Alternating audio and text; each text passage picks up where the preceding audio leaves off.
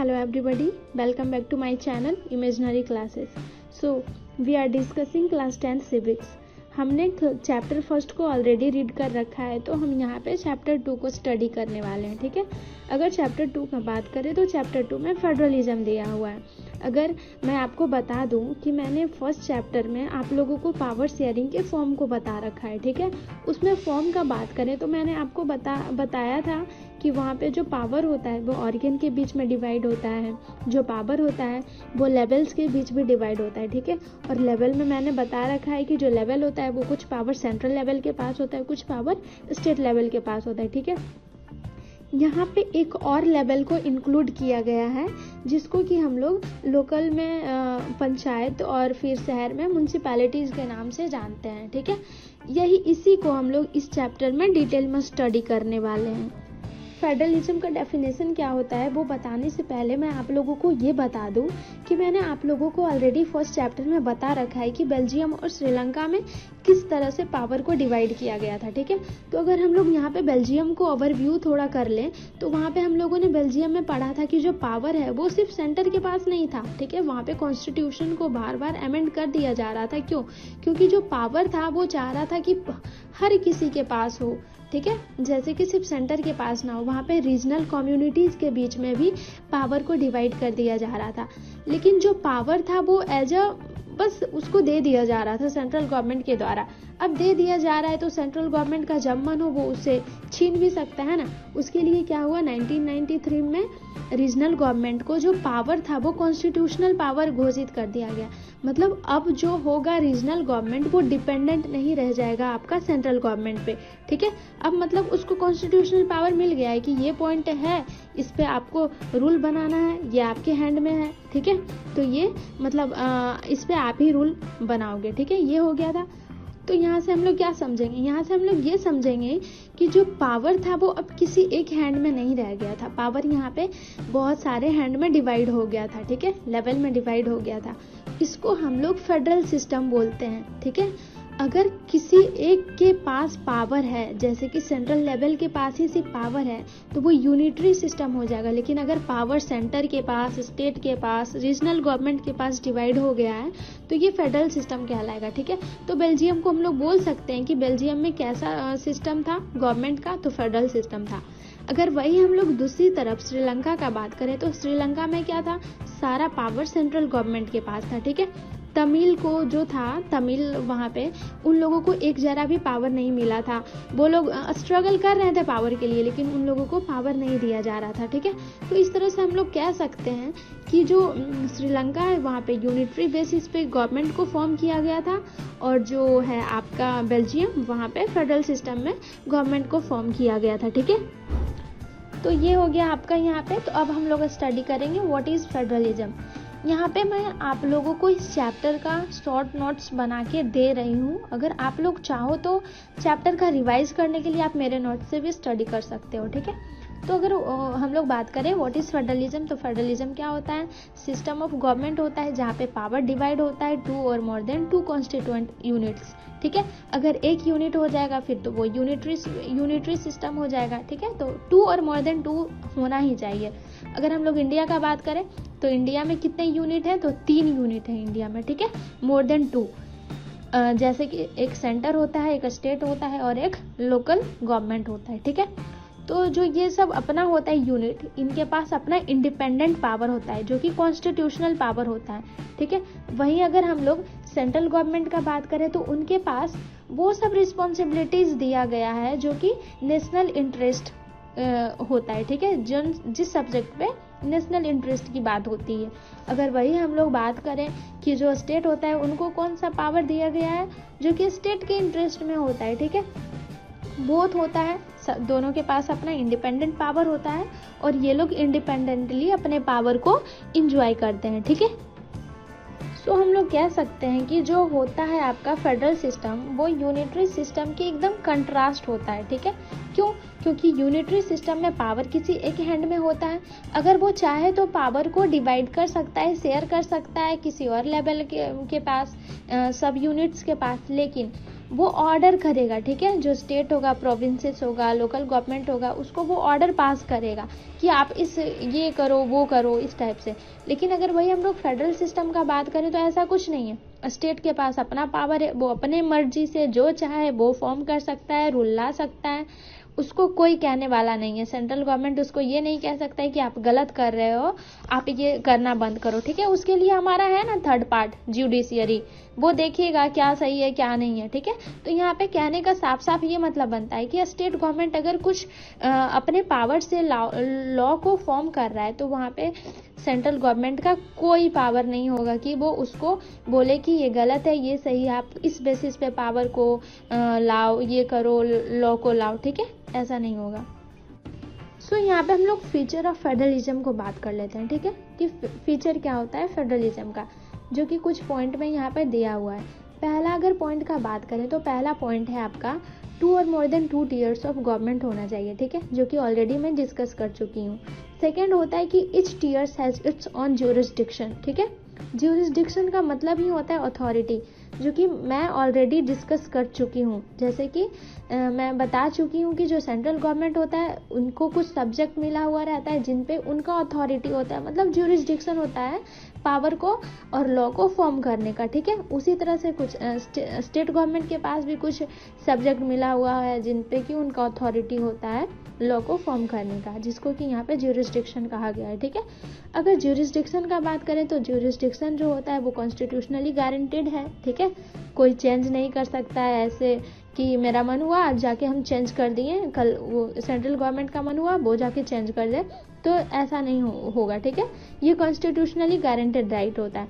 सो ठीक है, ये हो गया आपका तीसरा पॉइंट। अगर भाई हम लोग चौथा पॉइंट का बात करें तो 4 पॉइंट में दिया हुआ है कि कॉन्स्टिट्यूशन के फंडामेंटल प्रोविजन को चेंज करने के लिए दोनों के कंसेंट का नीड पड़ेगा, ठीक है, रिक्वायरमेंट पड़ेगा, मतलब स्टेट का भी और सेंटर का भी कंसेंट का रिक्वायरमेंट पड़ेगा। अगर फंडामेंटल प्रोविजन का बात करें तो फंडामेंटल प्रोविजन मतलब कुछ बेसिक पॉइंट ऑफ कॉन्स्टिट्यूशन, ठीक है। बेसिक पॉइंट मतलब हर किसी का अपना एक बेसिक पॉइंट होता है, तो कॉन्स्टिट्यूशन को बनाने के लिए भी उसके तो कुछ तो पर्पस होगा, कॉन्स्टिट्यूशन को बनाने का कुछ तो बेसिक पॉइंट होगा। उसको अगर चेंज करना है तो उसको चेंज करने के लिए दोनों के कंसेंट का नीड पड़ेगा, सेंटर का भी और स्टेट का भी, ठीक है। अगर 5th पॉइंट का बात करें तो 5th पॉइंट में दिया हुआ है कि जो कोर्ट है वो एज ए इंटरप्रिटेटर काम करेगा, ठीक है। मान लो कि सेंटर और स्टेट के बीच में कुछ डिस्प्यूट हो गया कुछ मैटर को लेके, तो वो मैटर को सॉर्ट आउट करने के लिए उसमें कौन दखल करेगा, कोर्ट्स दखल करेगा, ठीक है। हाईएस्ट कोर्ट किसको कहा जाता है, सुप्रीम कोर्ट और हाई कोर्ट को, ठीक है। तो इसको डिस्प्यूट को सॉर्ट आउट करने के लिए वो एज ए एम्पायर और इंटरप्रिटेटर काम कर सकता है, ठीक है। अगर 6 पॉइंट का बात करें तो 6 पॉइंट में दिया हुआ है कि the sources of revenue for each level of government are clearly specified to ensure its financial autonomy, ठीक है। फाइनेंशियल ऑटोनॉमी के लिए क्या होगा, इनको स्पेसिफाइड फील्ड दे दिया जाएगा सोर्स ऑफ रेवेन्यू के लिए, ठीक है। ये हो गया। अब यहाँ पे हम लोग 7 और लास्ट पॉइंट को स्टडी कर लेते हैं, ठीक है, जिसको कि ऑब्जेक्टिव ऑफ फेडरल सिस्टम कहा गया है, ठीक है। ऑब्जेक्टिव यहाँ पे ड्यूअल ऑब्जेक्टिव है, मतलब 2 ऑब्जेक्टिव है। पहला ऑब्जेक्टिव है to safeguard and promote the unity of the country, ठीक है, मतलब कंट्री की यूनिटी को, मतलब एकता को, ठीक है, जोड़ के रखना है, प्रमोट करना है और सेफगार्ड करना है, ठीक है। ये हो गया आपका पहला पॉइंट। दूसरा पॉइंट है at the same time accommodate regional diversity, ठीक है। रीजनल डाइवर्सिटी मतलब हर रीजनल एरिया में अपना एक डाइवर्सिटी होता है, ठीक है, जिसको कि एकोमोडेट करके भी रखना है एट द सेम टाइम। तो ये हो गया आपका ड्यूअल ऑब्जेक्टिव, जो कि वेरी स्पिरिट होता है as of a federal system, ठीक है। ये आपका ऑब्जेक्टिव हो गया। इन पॉइंट्स को प्रैक्टिस करने के लिए क्या करना पड़ेगा, कभी कभी जो दोनों लेवल है, सेंट्रल लेवल और स्टेट लेवल, उनके बीच में कभी कभी एक होता है कि ट्रस्ट भी लाना पड़ेगा, ठीक है। ऐसा नहीं कि ये मेरा एरिया है तो मेरा मन, कभी कभी ट्रस्ट का भी नीड पड़ेगा, ठीक है, जिसको यहाँ पे म्यूचुअल ट्रस्ट और एग्रीमेंट टू लिव टुगेदर कहा गया है, ठीक है, जो कि एस्पेक्ट बोला गया है आपका फेडरल सिस्टम का। आप ध्यान में रखिएगा ये सब पॉइंट, कुछ पॉइंट है जिसको हूबहू आपको एग्जाम में लिख के आना है। जैसे यहाँ पे आपका हो गया फेडरल सिस्टम का एस्पेक्ट क्या है, तो म्यूचुअल ट्रस्ट और एग्रीमेंट टू लिव टुगेदर, ठीक है। ये हो गया आपका यहाँ तक, ये हो गया आपका तो आगे हम लोग स्टडी करेंगे कि जो बैलेंस ऑफ पावर है between one federation to other federation वो वेरी करता है, ठीक है। अगर हम लोग बात कर लें इंडिया का, तो इंडिया एक फेडरल कंट्री है, ठीक है। अगर वही हम लोग बात कर लें यूएसए का, तो यूएसए भी एक फेडरल कंट्री है। लेकिन अगर डिवीजन ऑफ पावर का बात करें तो इंडिया में क्या है कि सेंटर के पास ज़्यादा पावर है, ठीक है। अगर वही यूएसए का बात करें, अमेरिका का, तो वहाँ पे क्या है कि सेंटर के पास ज़्यादा पावर नहीं है और सारे स्टेट के पास इक्वल पावर है, ठीक है। तो ये रीजन क्या है, ठीक है। तो इसको स्टडी करने के लिए हम लोग टू काइंड्स ऑफ स्टडी यहाँ पे रीड करेंगे, टू काइंड्स ऑफ रूट को स्टडी करेंगे, ठीक है। सो अगर हम लोग पहला पॉइंट का बात करें, कमिंग टुगेदर फेडरेशन, मतलब जो फेडरेशन फॉर्म हुआ, फेडरल सिस्टम फॉर्म हुआ, मतलब कोई कंट्री में फेडरल सिस्टम आया, तो उसके लिए क्या हुआ कि कुछ इंडिपेंडेंट स्टेट कमिंग टुगेदर, ठीक है, साथ में आके एक बिगेस्ट यूनिट को फॉर्म किए, ठीक है। अगर हम लोग बात कर लें यूएसए का, तो जहाँ पे कि 50 स्टेट है, ठीक है। तो 50 स्टेट वो पहले इंडिपेंडेंट स्टेट था, वो एक साथ मिल के साथ में आके एक बिगेस्ट यूनिट फॉर्म किया, जिसको कि हम लोग यूएसए के नाम से जानते हैं, ठीक है।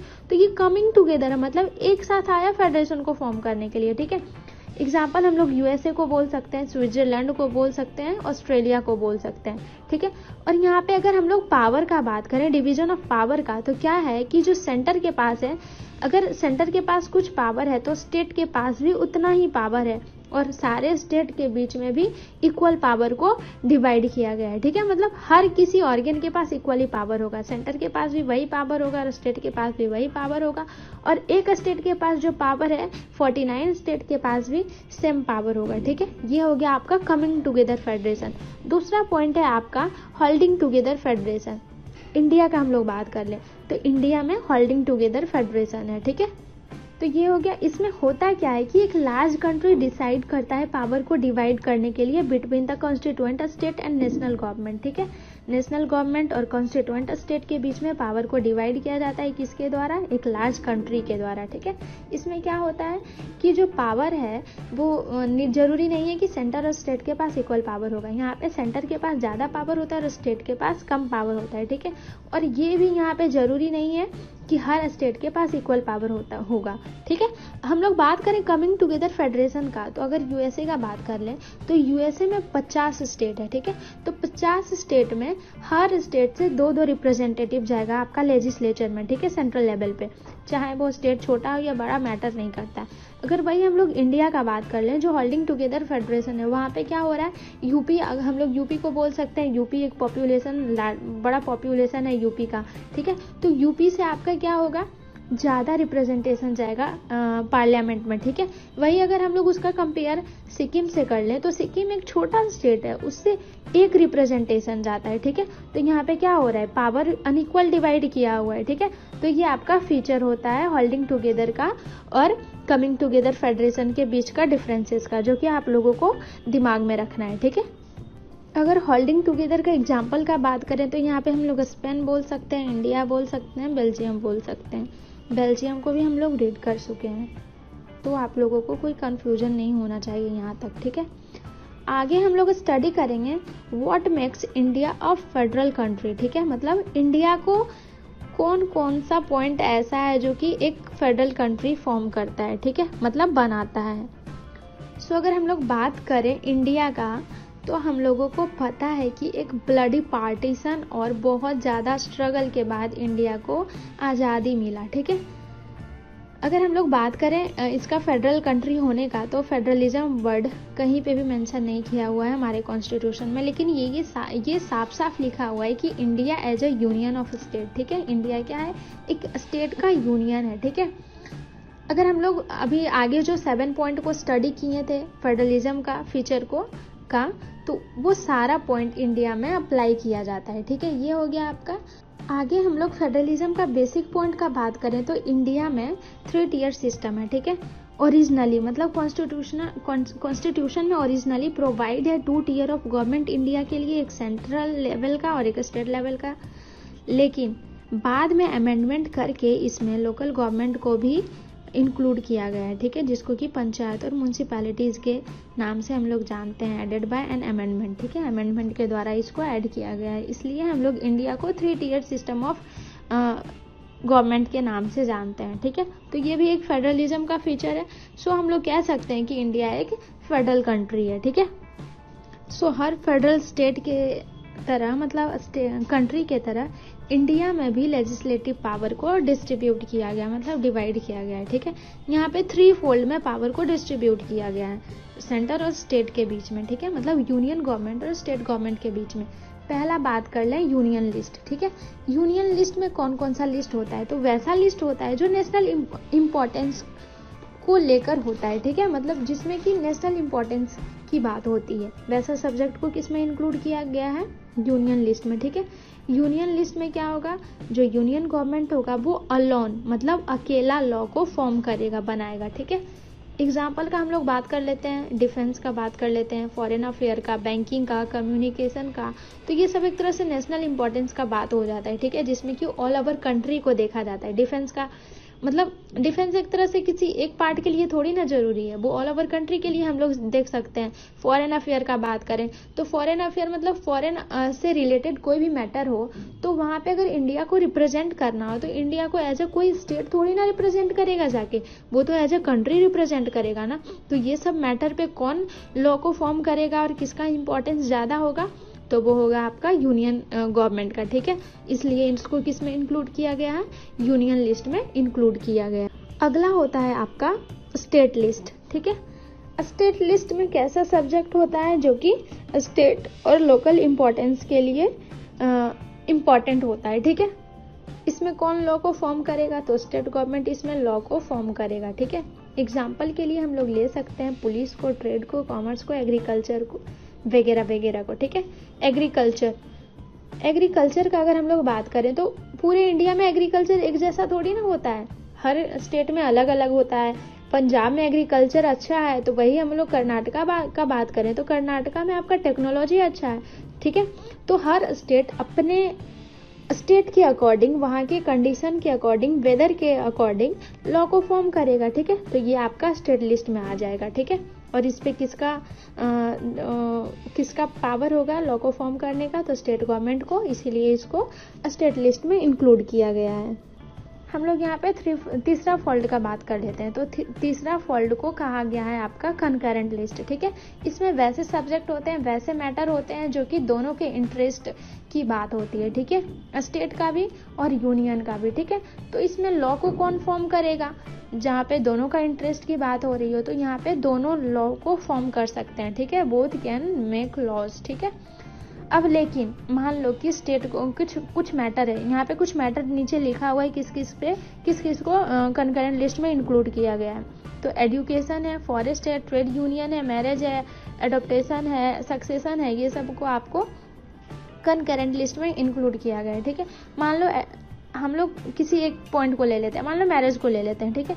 तो मान लो मैरिज पे स्टेट ने कुछ और लॉ फॉर्म किया और सेंट्रल गवर्नमेंट ने कुछ और लॉ को फॉर्म किया, ठीक है। तो यहाँ पे कॉन्फ्लिक्ट का चांसेस बन सकता है, दोनों का लॉ मैच नहीं कर रहा है, अलग अलग हो रहा है। तो यहाँ पे जो कॉन्फ्लिक्ट होगा दोनों के बीच में, तो यहाँ पे एक किसी को मान्यता मिलेगा, ठीक है, दोनों को थोड़ी ना मिलेगा, दोनों का अलग अलग है। सेम रहता तो चलो ठीक है कोई बात नहीं, अलग अलग है तो इसमें यूनियन गवर्नमेंट प्रिवेल करेगा, ठीक है। उनके पावर को, उनके लॉज को एज अ लॉ डिक्लेयर किया जाएगा, ठीक है। और यहाँ पे प्रिवेल करेगा आपका सेंट्रल गवर्नमेंट, ठीक है। ये हो गया आपका मैटर, तो मैं बता चुकी हूँ। आगे हम लोग बात कर लेते हैं रेसिडुअरी सब्जेक्ट, ठीक है। रेसिडुअरी सब्जेक्ट मतलब वैसा सब्जेक्ट जो 3 लिस्ट में किसी लिस्ट में ना हो, ठीक है। इसमें कौन लॉ को फॉर्म करेगा, तो इसमें सेंट्रल गवर्नमेंट लॉ को फॉर्म करेगा। इसमें वैसे मैटर को रखा जाता है जो कि तीनों में नहीं हो, मतलब जब कॉन्स्टिट्यूशन फॉर्म हो रहा था तो ऐसा भी तो हो सकता है कि कुछ उन लोगों से छूट गया हो, ठीक है, कुछ सब्जेक्ट उन लोगों से छूट गया हो। तो जो सब्जेक्ट छूट जाता है उनको, उस पर अगर बाद में इशू बनता है, वैसा मैटर सामने आता है, तो उसको रेसिडुअरी सब्जेक्ट में रखा जाता है, ठीक है। और इसमें कौन पावर, किसके पास पावर होता है लॉ फॉर्म करने का, तो सेंट्रल गवर्नमेंट के पास पावर होता है। एग्जाम्पल आपके बुक में एक ही दिया हुआ है इसलिए मैं आपको एक ही बता रही हूँ, और बहुत सारे इसमें है रेसिडुअरी सब्जेक्ट में, लेकिन आपके बुक में एक ही दिया हुआ है कंप्यूटर सॉफ्टवेयर, ठीक है। तो आप लोग ये याद रखना कंप्यूटर सॉफ्टवेयर। सो आगे आपके बुक में दिया हुआ है कि मस्ट कंट्रीज जो फेडरेशन कंट्री हैं वो होल्डिंग टुगेदर से फॉर्म हुए हैं, ठीक है, जिसमें कि इंडिया भी आता है। तो अगर इंडिया का बात कर ले तो मैं आप लोगों को ऑलरेडी बता चुकी हूँ कि इंडिया में सारे स्टेट के पास इक्वल पावर नहीं है, ठीक है। उसी में कुछ ऐसे भी पार्ट है इंडिया के जो कि स्टेट कहलाने के लायक नहीं है, मतलब वो बहुत ही छोटे हैं, ठीक है, एरिया वाइज, टेरिटरी वाइज। जैसे कि हम लोग चंडीगढ़ को बोल सकते हैं, लक्षद्वीप को बोल सकते हैं, हमारा कैपिटल सिटी है दिल्ली, उसको बोल सकते हैं। तो इन सभी को स्टेट का दर्जा नहीं मिला हुआ है, इन सभी को यूनियन टेरिटरीज कहा जाता है, ठीक है। स्टेट का दर्जा नहीं मिला है तो उनके पास भी पावर नहीं होगा अपने स्टेट लिस्ट से लॉ फॉर्म करने का, ठीक है, क्योंकि वो तो स्टेट है ही नहीं। तो इस सारे एरियाज को कौन रेगुलेट करेगा, कौन रन करेगा, तो इसको डायरेक्ट सेंट्रल गवर्नमेंट रन करेगा, ठीक है। ये हो गया आपका। सो अगर हम लोग बात करें पावर शेयरिंग का, तो पावर शेयरिंग एक तरह से आपका बेसिक स्ट्रक्चर है कॉन्स्टिट्यूशन का, ठीक है, जिसको कि सिर्फ पार्लियामेंट नहीं चेंज कर सकता है। मैं ऑलरेडी आप लोगों को बता चुकी हूँ कि कॉन्स्टिट्यूशन में कुछ ऐसे फंडामेंटल प्रोविजंस हैं जिसको चेंज करने के लिए दोनों के कंसेंट का रिक्वायरमेंट होता है, स्टेट का भी और सेंटर का भी, ठीक है। वैसे में ही आपका ये पावर शेयरिंग भी आता है। पावर शेयरिंग को हटाने के लिए, अमेंड करने के लिए सिर्फ पार्लियामेंट ही नहीं है कि वो सिर्फ इसको चेंजिंग कर सकता है, ठीक है। इसको चेंज करने के लिए आपका स्टेट गवर्नमेंट का भी कंसेंट जरूरी है। इस प्रोसेस को होने के लिए सबसे पहले क्या करना पड़ेगा, जो आपका चेंजिंग है वो पहले आपका both the houses of parliament से पास करना पड़ेगा, वो भी सिंपल मेजॉरिटी से नहीं, आपका 2/3 मेजॉरिटी से पास होना पड़ेगा। उसके बाद एटलीस्ट हाफ ऑफ स्टेट, ठीक है, मतलब आधे से ज़्यादा स्टेट का कंसेंट होना चाहिए कि हाँ आप पास कर सकते हो, मतलब रेटिफिकेशन होना चाहिए, तो ही जाके ये जो है आपका उसमें अमेंडमेंट किया जा सकता है, ठीक है। ये हो गया आपका।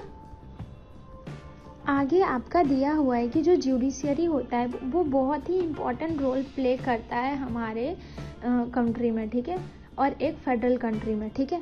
जैसे कि जुडिशियरी, अगर मान लो कि स्टेट गवर्नमेंट और सेंट्रल गवर्नमेंट मिलके कुछ ऐसा अमेंडमेंट ला दिया जो कि हमारा कॉन्स्टिट्यूशन के खिलाफ है, ठीक है, जो कि यहाँ के जनता के खिलाफ है, जो कि उसके बेसिक नीड के, उसके बेसिक फंडामेंटल राइट के खिलाफ है, तो वहाँ पे जुडिशियरी आवाज़ उठा सकता है और कह सकता है कि ये गलत है और वो उसको रोक सकता है, ठीक है।